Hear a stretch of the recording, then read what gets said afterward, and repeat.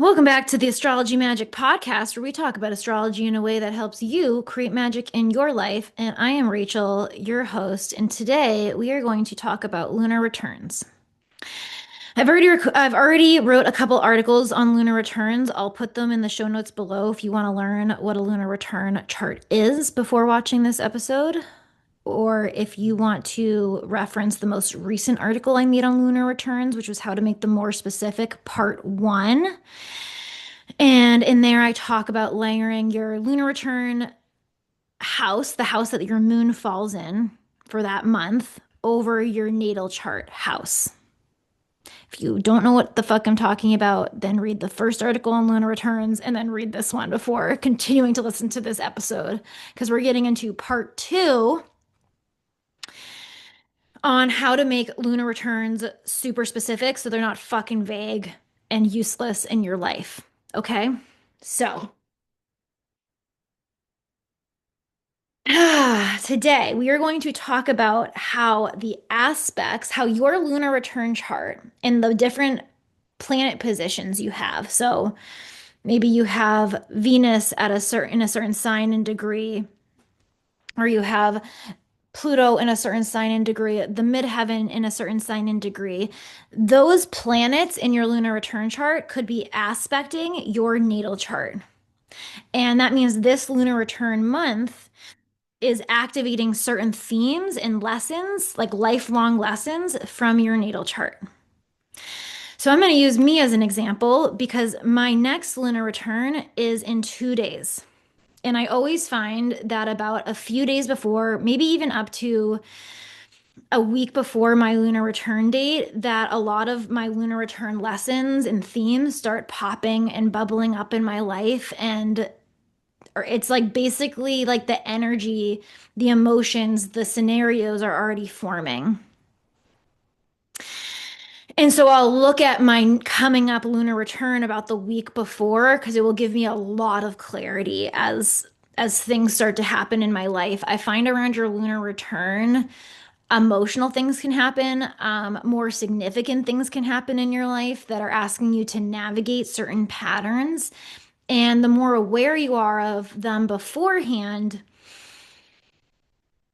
it's almost like you can take a bird's eye view of the pattern instead of being so in it. Because remember, this is a lunar return. It's looking at your emotional patterns, and it's hard to see the pattern when you're inside the emotion. Okay. So, for example, this upcoming lunar return I have, the moon is in my 10th house. The 10th house in astrology is my career, my reputation, my authority, how I'm seen as an authority, how I'm seen in the public eye. And my moon in Pisces is with the North Node in Pisces, which is also with Mercury retrograde in Pisces and with Mars in Pisces. So there's this big stellium happening in my lunar return chart this month. Okay. Now, I've had so many themes around a big theme this month is how I am going to lead myself in stepping more into my authority since lunar returns in the 10th house. And if we're going to combine it over my natal moon, which my natal moon in Pisces is in the fifth house, the fifth house is my authentic expression, my creative projects, my joy, entrepreneurship. So this month is about taking my authentic self-expression and healing patterns around my authority. And since Mars is with the moon, it's how I wield my authority. Okay.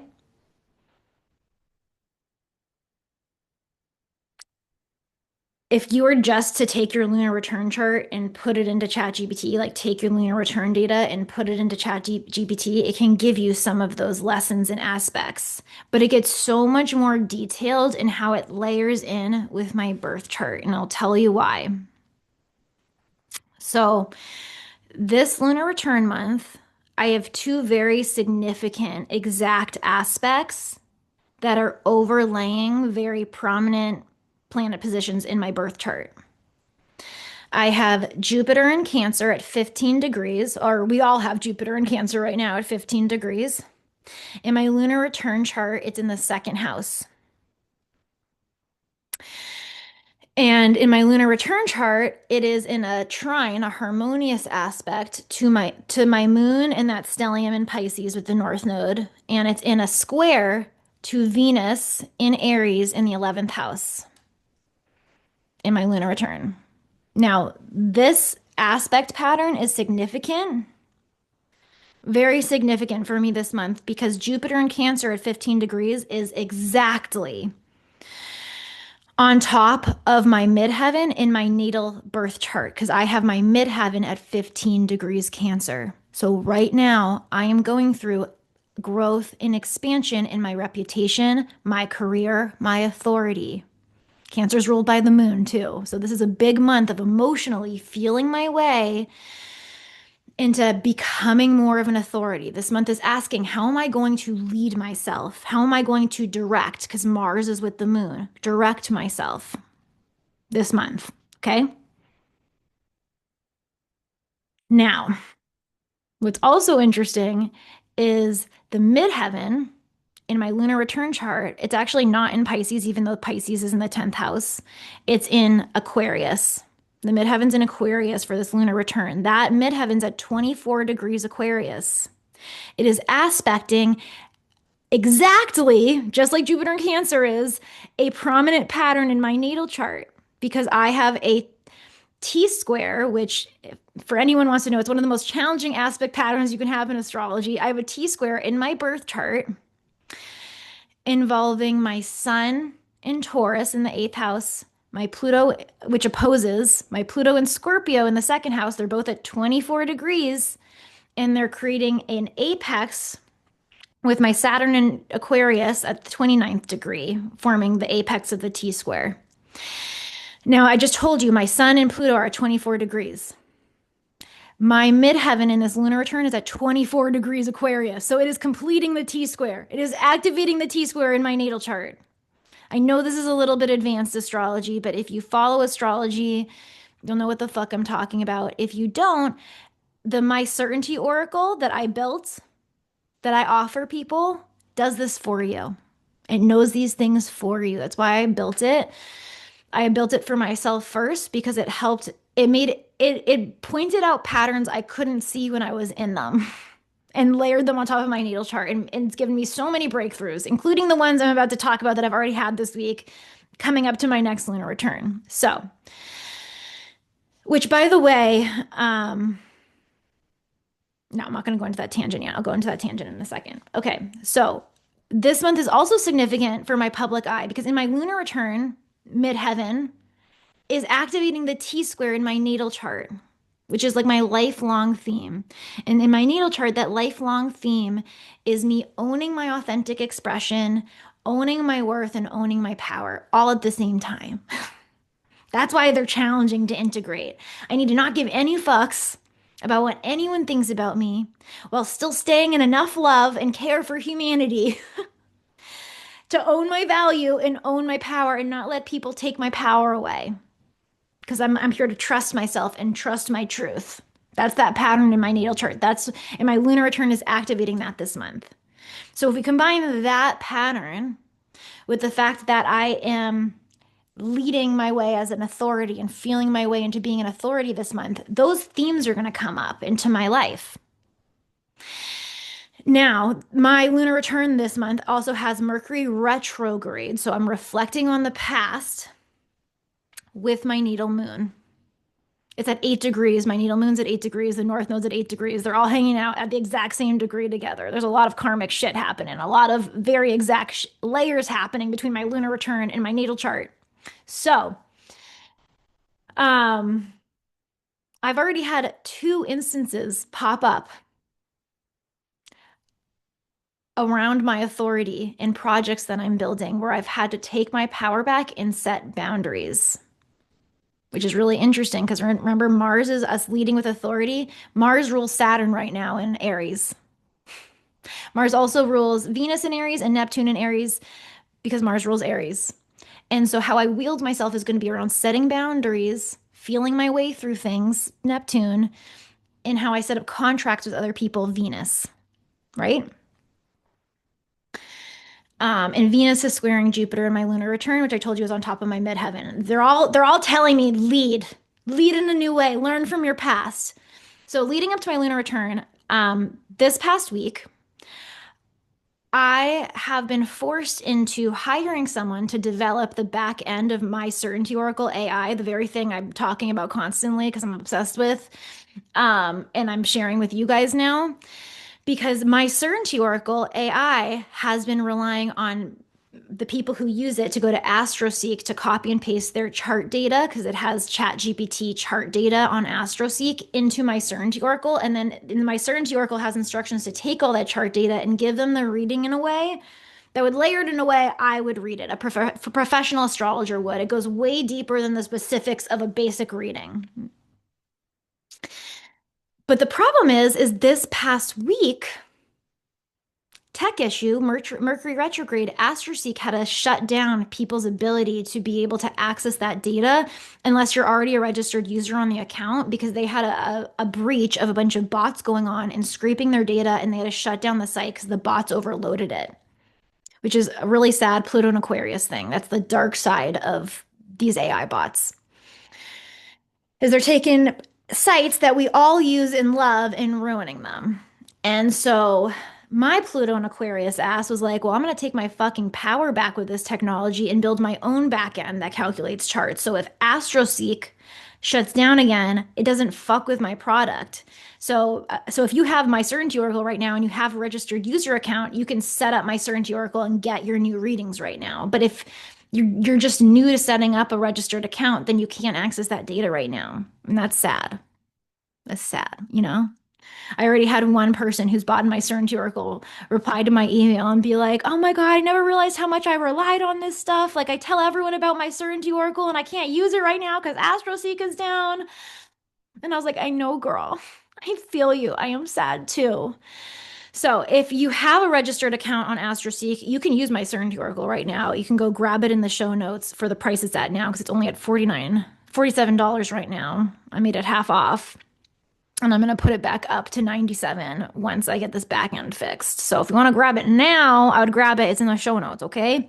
But I was like, I need to hire someone because I've built this bot to calculate these charts and calculate the readings, but this back end and having to develop API and calculate things off site and then integrate it into my bot, that's beyond my pay grade, beyond what I want to learn. I don't want to fucking learn about that. I'm not that techie, okay? So I looked into hiring someone. Well, before I looked into hiring someone, I talked to my dad because my dad used to be the chief architect, technology developer at Sun Microsystems, which is now Oracle. He's my tech guy, you know. So I'm always gonna go to my dad first. But my dad is really intense like me. He wants to do everything himself. He thinks I can do everything myself. And he was being really intense and like trying to convince me, no, we'll build this together. We'll just get it done, even though he has a whole business he's running. And Mercury retrograde, based on my lunar return, I was reflecting on the past and how I used to just strong arm and go with what the other person wanted. That's that T square getting activated in my chart. But this month, it said I need to learn to wield my leadership and set my boundaries. Remember? That's what I told you, layering the two charts together said. So at first, my dad kind of strong armed me and tried to get me to just build it with him. I love him. He meant the best. He just wants to help. But I sat with it and I was like, that is me falling into an old pattern. Because when we've done this in the past, he helps me for a time and then I'm left with it all on my own and then it never gets anywhere. And then I just wasted all that time and energy and I could have just hired someone because he's too busy, you know? And I got to set that boundary for both of us. And so I ended up doing that. And he said, you respected my boundary. And that was like big for me. And then I had another opportunity. Of course, right around my lunar return, I'm hiring a developer. I'm looking into a community, 11th house. Remember, I have Venus in the 11th house this month and a challenging aspect to Jupiter in my second house of money and resources and how I'm spending money.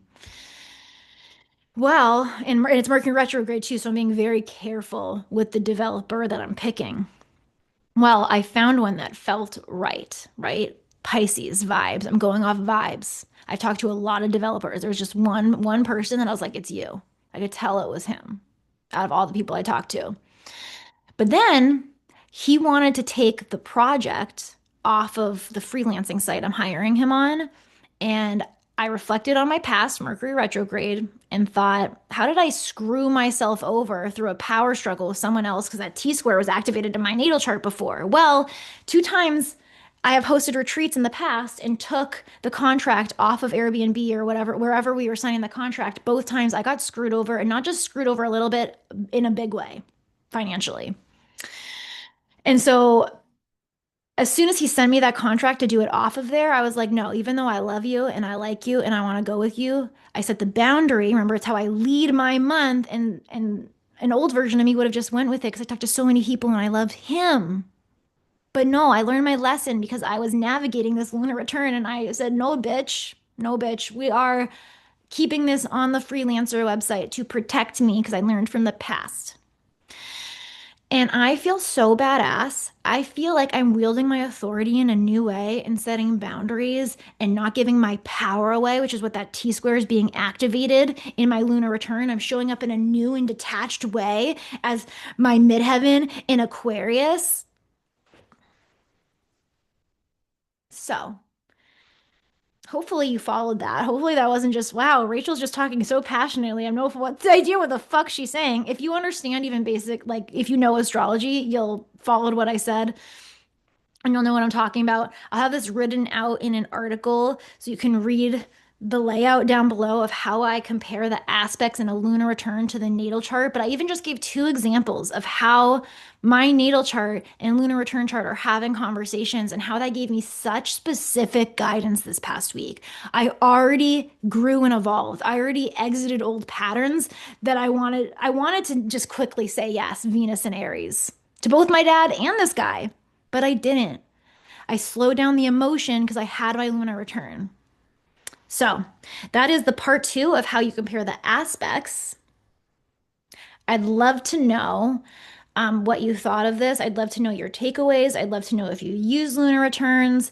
Um, and if you want to grab my Certainty Oracle, well, it's only $47. It is in the show notes. I love you. Bye.